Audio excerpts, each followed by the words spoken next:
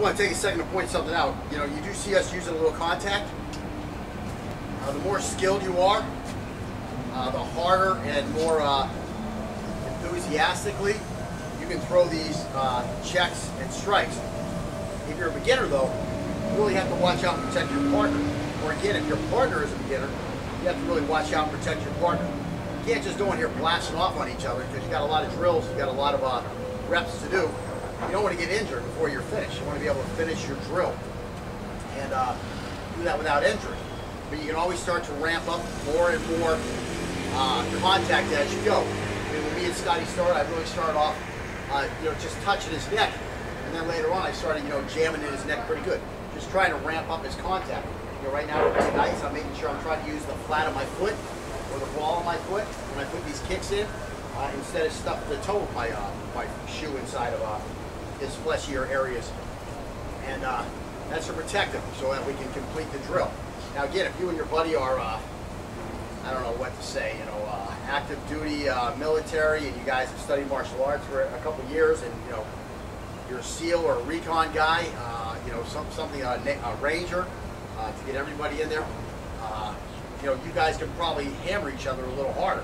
But again, you want to be able to finish the drill. Be careful. You want to put a Superman suit on, or whatever they call these things nowadays. It's not jumping right out at me either, but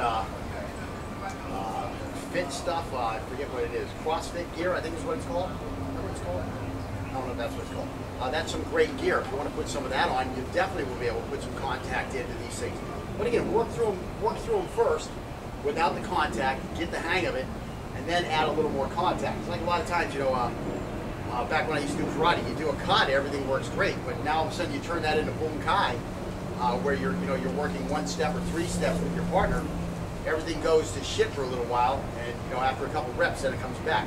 So definitely just work through them like this, without the contact, just trying to work through them, and protect your partner. And if you want to add contact, ramp that contact up as you go. Now, of course, if you've been using heavy contact and you're comfortable with that, whatever you like, that's your decision, not mine. But I say always protect your partner and protect yourself. Okay? So, thank you. Little disclaimer here. I noticed that he's whacked me a couple times, and you guys might be thinking, Jesus Christ, these guys are smacking each other. Well, that's because we're kind of used to smacking each other a little bit. He's kind of a big guy. I mean, I'm smaller than him, so I think I have a right to hit him a little harder.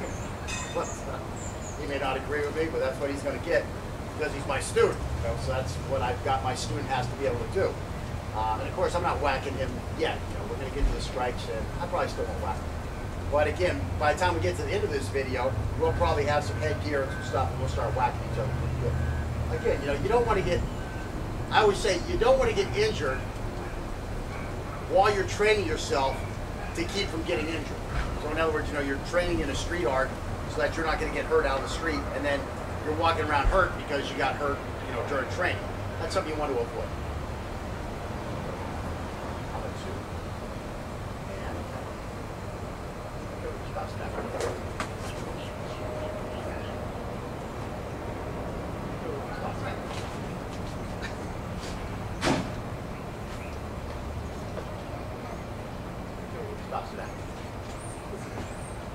So you see that one I fanned on it, no problems, check them off.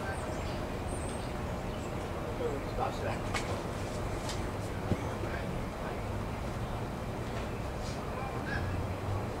Stops that.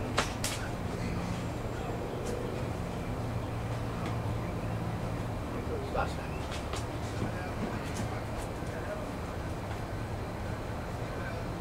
Stops that.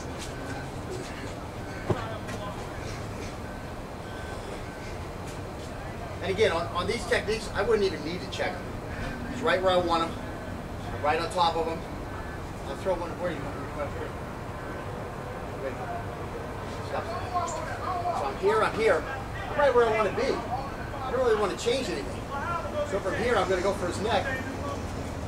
And my body is actually doing the check right now. Just my body being up against him. That's the whole lacquer on paint thing. Just let your body do the checking. Just your positioning is doing the checking. So again, here I am right here. The body, just where I'm at, is doing all the checking. And you see, I even have my arm in between me. Why do I not care that my arm, here, turn a little bit this way. Why do I not care that my arm is, I've actually checked myself where I've trapped my own arm, but that's not a problem. I mean, where else do I want this arm? Do I want this arm over here? No, I don't want this arm over here. The knife is over here. I want it here. So am I happy? It's almost like I'm trapping him while I'm checking him with my body. So I got two things going on to protect myself, because I still got to get this knife up here. I got a little hard job to do here, and so I've got to keep that knife away from me. Try to get this hand with that knife. No, try to get my knife hand with yours. See, this is all doing something. So don't think, oh, Sensei, you made a mistake. Your arm is all trapped up here. No, you might notice. I can't remember if there's a pock sour or a fook sour or whatever the hell it's called, but I mean this is trapping him here. So there's a lot of stuff going on, and you know, you want to use every layer you can. Again, I'm trapping and I'm checking here.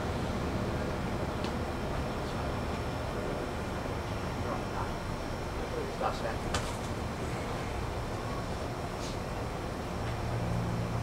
Stop that.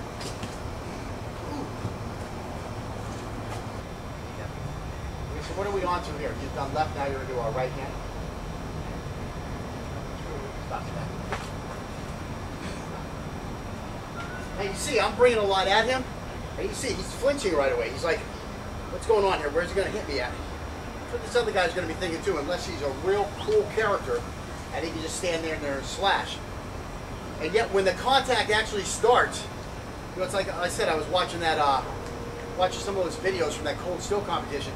I mean, there's these guys out there, these escrimadores and you know, knife fighters, and once contact goes to these guys, their technique, a lot of them just goes to shit. And you know, these guys are in competition. These are the winners of the competition.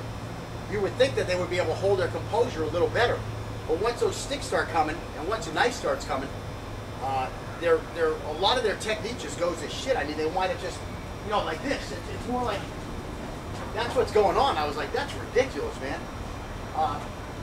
What they've become is they've become point fighters, because that's what they're doing. They're point fighting. It's not really good for your game.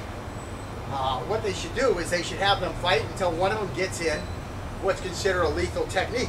And for some reason, no, just leave your hands like that. A shot to the empty hand is 2 points, whereas a shot to the live hand is only 1 point. You know, what I would call the weapon hand is only 1 point. I don't understand that at all. This has to be 3 points. This has to be 3 points. Now you can see everything else being 2 points, but this is 1 point. I mean, you should be, as part of your strategy, you should be thinking, if I'm going to have to give something up, I'm going to give this up to get to that neck. What I want you to do is I just want you to come with a low stab like this. Go ahead. So, okay, that's what I want. You can't just reach your hands around this guy and hug him. That's not going to work.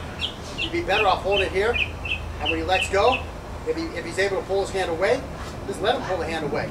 Now you have time to go to work. Plus, you should be going to work at the same time anyways. That's why some of this playing around. If you're playing around with your partner like we are, that's all good and well. Go ahead and play a little bit. Don't play too much where you're going to hurt yourself, fall on the ground, all that type of stuff, unless you're comfortable with that. But in general, this playing around and doing all this stuff, it's important. Because what I'm doing when I'm doing that is, I'm having to focus on controlling this arm, and I'm focusing on keeping this knife moving and stabbing it. So I'm walking and chewing bubble gum. That's a critical skill in actual knife fighting. Okay, so I'm on right hand. Right hand. We're going to go. Stop.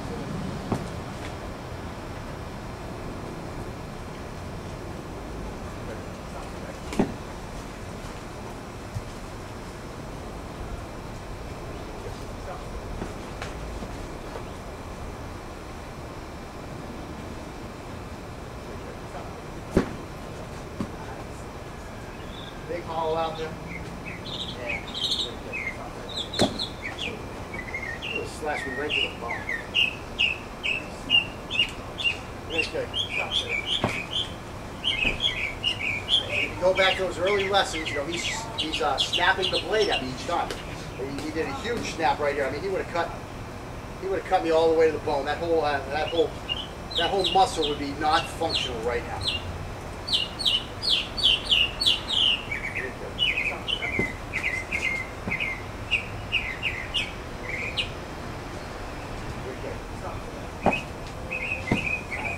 That little check you did, just a little touch on my arm, kept that blade from coming through underneath.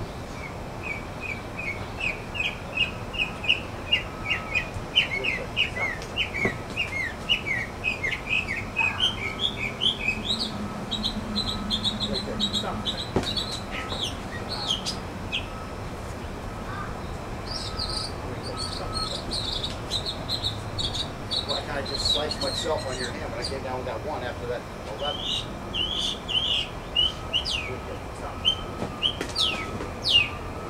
That time I came with a nice combo at him. I threw the 12, came with a 6, snapped that back into a 1. He caught his leg a little bit. Of course, he's already butchered me at that point, so.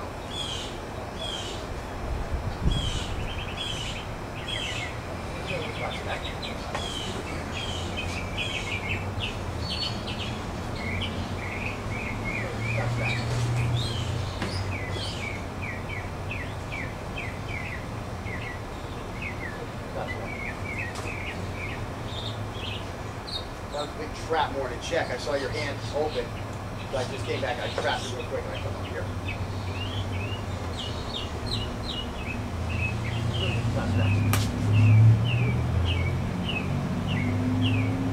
It was like a single cut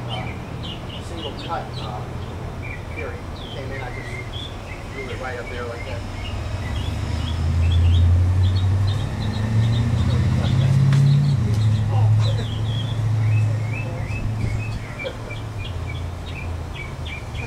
That's one thing about this, it lets you learn where that knife is, you know.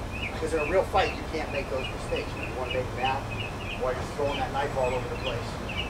This is better. Right. Stop that. Stop that.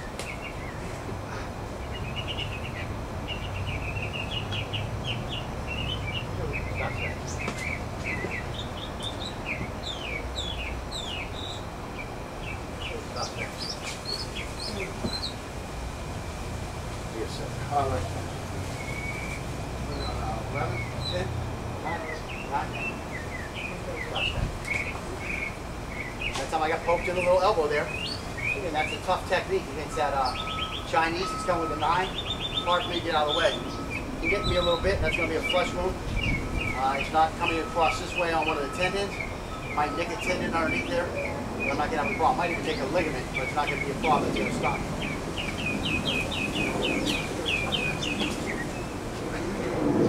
You got to retract that knife. Now he grabbed nothing but blade, you got a problem.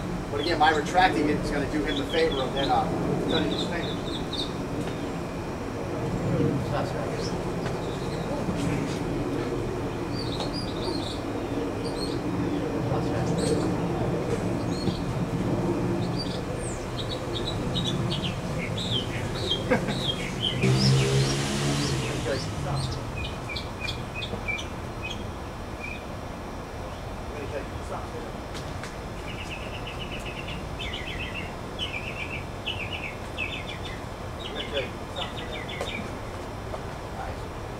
Block is what I was going to get you, and that block pushed it back.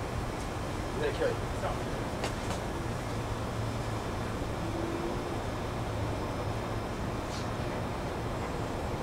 I'm going to kill you. Stop.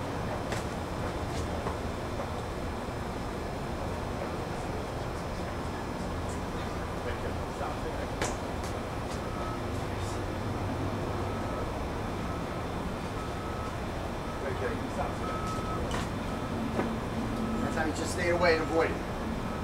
So blade comes back at him. Now you can defang on my second shot also. Or they come back down. Yeah. Nice. Now we're in a stalemate that I don't like. I've got a free hand here, I've got a free knife. That's the big advantage of bringing that extra hand into the fight. You're going to leave him with a free hand while you have a free knife. Okay, so that's a big thing. Of course, I'm going to be